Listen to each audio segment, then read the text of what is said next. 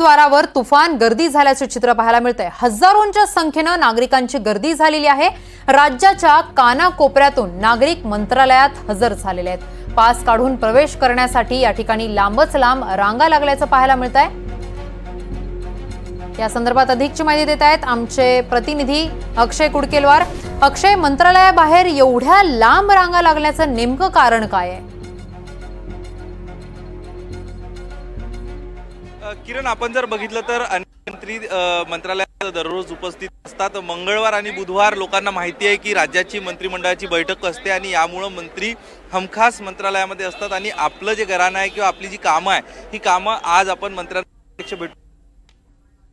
राज्याच्या कानाकोपऱ्यातनं मंगळवार, बुधवार आणि गुरुवार असे 3 दिवस मोठ्या संख्येनं लोक येत असतात। मात्र आता आपण जर बघितलं तर दिवसेंदिवस ही गर्दी वाढतानाचं चित्र आपल्याला बघायला मिळते। सध्या मी ज्या मंत्रालयाच्या गार्डन गेट परिसरातनं सर्वसामान्य नागरिकांना त्या परिसरात आपण जर बघितलं तर हजारोची गर्दी केल्याचं चित्र आपल्याला बघायला मिळतं।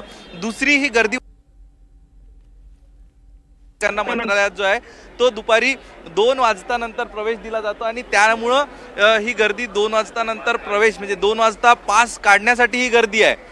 एक रांग पास काढण्यासाठी आणि दुसरी रांग पास काढल्यानंतर मंत्रालयामध्ये प्रवेशाची। तर अनेक नागरिकांच्या तक्रारी अशा आहेत की जर 2 वाजता पास काढायला सुरुवात केली आणि जर त्यानंतर तासभर पास काढायला आणि रांगेमध्ये तासभर गेला तर 4 वाजता आम्हाला मंत्रालयात प्रवेश मिळतो। त्यानंतर ही सगळी गर्दी मंत्र्यांच्या दालनात असते आणि त्यामुळं मंत्री 5-5:30 वाजता मंत्री अधिकारी मंत्रालयातून बाहेर पडतात, निघून जातात। त्यामुळं नेमकं या लोकांचं काम होऊ शकत नाही। इतरही काही लोक आहेत त्यांच्याशी आपण जाणून घेणार आहोत। सर, तुम्ही मला सांगा कुठनं आले आहे आणि एकूण किती वेळ झाला तुम्ही येऊन इथे? मला इथं 2 तास झाले साहेब। सिनियर सिटीजनची ही या ठिकाणी जी गर्दी आहे ती खिडकी बंद आहे आणि पूर्वी विलासरावच्या काळात 11 वाजता लाईन मध्ये जात होते लोक। आता हे यांनी नवीन हुकुमशाही आणली लोकशाहीमध्ये, कारण जनतेला त्रास उरला आहे। खेड्यापाड्यातून लोक येतात, तिकटाला पैसे नसतात त्यांना, कुणाकडून तर घेऊन आले तर 5 वाजता मध्ये आतमध्ये 5:30ला जावं लागते आणि एकही अधिकारी टेबलवर राहत नाही। ही एकदम हुकुमशाही आहे, लोकशाही नाही। इतरही काही लोक आहेत जे रांगेत आले त्यांच्याशी आपण बातचीत करणार आहोत। आपण बघतोय प्रवेशावरनं वादावादी देखील अनेक नागरिकांमध्ये होतानाचं चित्र आपल्याला बघायला आणि नेमकं किती वेळ झाला? आलोय, बराच झाला, 2 तास झाले। तिथे अर्धा 1 तास लाईन लावला, आता परत इथे 1 तास लावले। एका पद्धत आहे काही समजलं ना? पोलीस लोक आपापलं काम करतात, तिकडे राहिलेत। इथे 4 लाईनी कोणाचं कोणाला ताळमेळ आहे काय? कशासाठी आम्ही इथे राहायचं?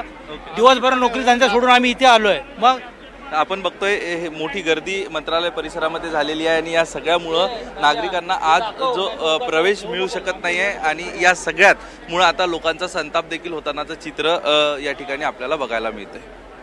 धन्यवाद अक्षय, तुम्ही दिलेल्या सविस्तर माहितीसाठी।